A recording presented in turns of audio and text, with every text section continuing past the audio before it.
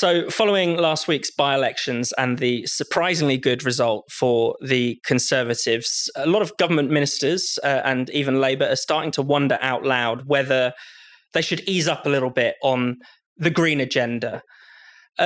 Rakib, I mean, what have you made of this? Do you think, obviously, ULEZ, the ultra-low emission zone, played a massive role in the Uxbridge by-election, but a lot of people are trying to say that this is specific to Uxbridge, that's specific to ULEZ, or do you think there's a broader lesson?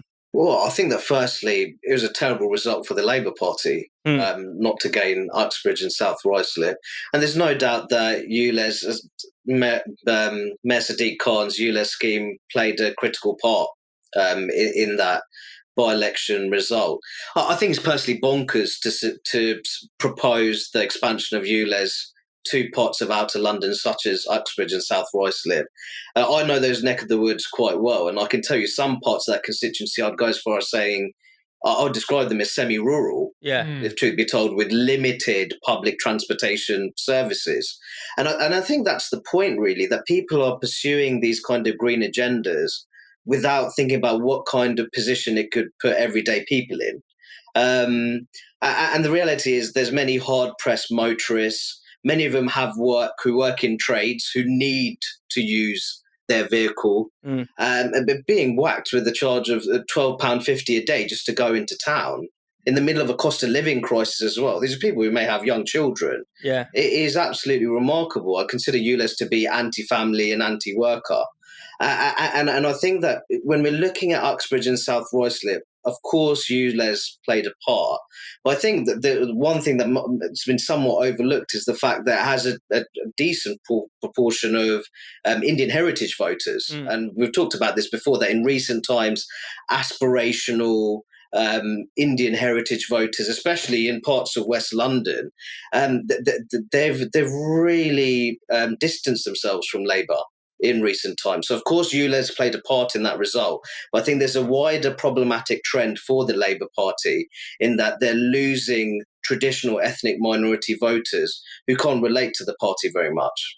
And sort of going back to the kind of green aspects, I mean, one of the things I've been struck by this week is there's been a kind of rearguard action to say, no, this is just Uxbridge. Everyone else loves green taxes.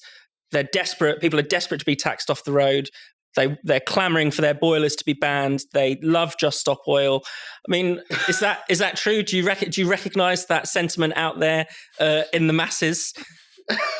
Well, I represent the masses, don't you, Fraser? That's what I do, mate. That's what I'm here. I'm the voice of the people. Bring him out. He's white. He's got the voice of a racist. Let's get him talking. But I love Sadiq Khan because I think he is the hub for every shit idea there's ever been. I just love him. I love him. It's like he's so bad. It's like he's doing it deliberately. Do you know what I mean? Like, do you remember when it was during the pandemic and it was New Year's Eve and then he put on the sky, there was a Black Lives Matter fist. And then there was also the EU, and it's just going, who are you doing this for? There was a Captain Tom with a Zimmer frame as well. Absolutely. I enjoyed that. Yeah, exactly. And then he did the mate campaign. Have you seen this? Yeah, say mate to a mate. So this is to stop sexual harassment, you say.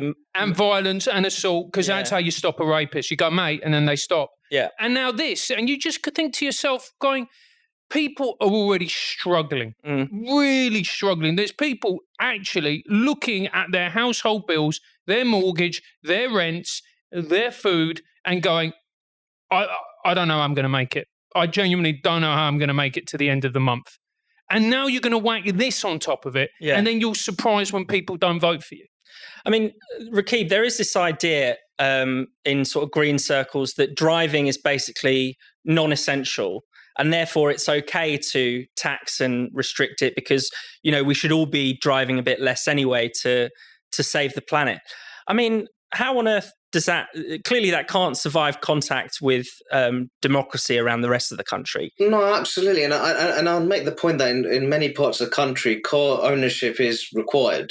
But I think there's a point here with the green agenda where they've given up on sort of longer-term sustainable alternatives. I think the discussion should be, how do we encourage people to give up their car as opposed to financially forcing them to giving up driving? How do we come up with an alternative, decent buses, decent train. It'd be a start. It'd be a start, right? Yeah. I think that making significant upgrades to social infrastructure. I think that incentivizing the purchase of cleaner vehicles. Mm-hmm. There's many people who would probably want a cleaner vehicle, but when you talk about, there's a lack of battery stations to charge up the cars and all the rest of it. If you want to bring about this environmental developments, you need to have the infrastructure to go with that. Yeah. And I think there's even discussions about how do you make walking more attractive. I think many people in not just London, but in other parts of the country, they feel unsafe after a certain time in terms of walking. They don't see it as an attractive option. And I just think that many of these discussions need to be had if we're talking about a genuinely inclusive environmental agenda, which encourages people to go about their lives in a more environmentally friendly way, as opposed to financially forcing them to take a decision based on your eco-radical agenda. Yeah, and I think it's interesting because, a lot of people, maybe when they hear about net zero, they think, it's, wind farms and solar panels. Yeah. And that might explain why some of the polling suggests that people are in favor broadly of kind of climate action. But when you get down to kind of brass tacks, actually, what it tends to mean, in fact, the Climate Change Committee, which advises the government on climate change, says 62% of all net zero emissions cuts have to come from what they call behavior change. So it's not going to be just alternatives that are either about the same or slightly worse. It's actually, they do want you to drive less, eat less meat, travel less on foreign holidays. I mean, that's just not a very appetizing prospect for the future, is it? It's not a very appetizing prospect for the future. And the best bit of it is they'll lecture you and they'll do all of that. Yeah, exactly. So they'll come out and give you a good old lecture and be like, look, sorry, you're gonna have to eat cockroaches from now on in, and you're gonna have to go everywhere by milk float.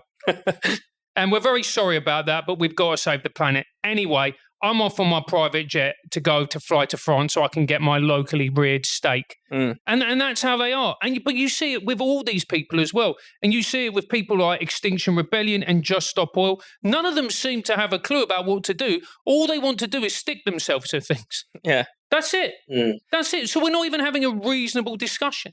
Well, I mean, because what they're proposing is so unreasonable. The end of fossil fuels is going to be a lot more dangerous than climate change. You would have thought, stopping people from driving, getting rid of fertilizer, something people don't talk about, getting rid of vast amounts of electricity. I mean, that's just dangerous. It's not even just economically, problematic.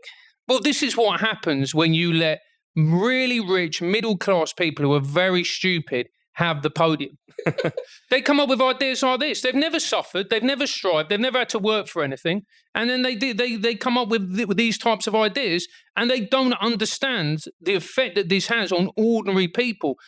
For the vast majority of people in this country, if you get to the end of your month with your bills paid, with food on the table, with people clothed, that's a win. Yeah. And you're going to make their life more difficult. And they don't actually see that maybe that might not be the best way of approaching this situation. I mean, Rakib, obviously the Uxbridge by-election is not a kind of lone example of a sort of public fight back. We've seen the Gilets jaunes in France. That actually started as a revolt against the eco-tax.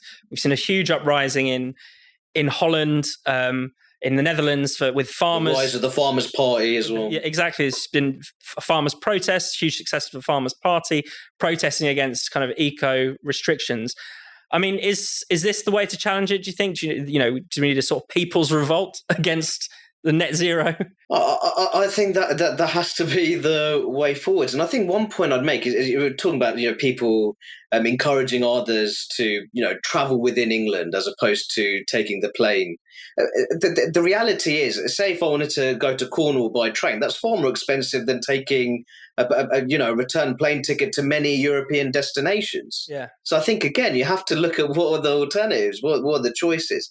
I think more generally what we are suffering from is this eco dogma, you could say, and France is referring to the sort of privileged middle class activists, often who are on the elderly and young, who haven't truly experienced economic hardship.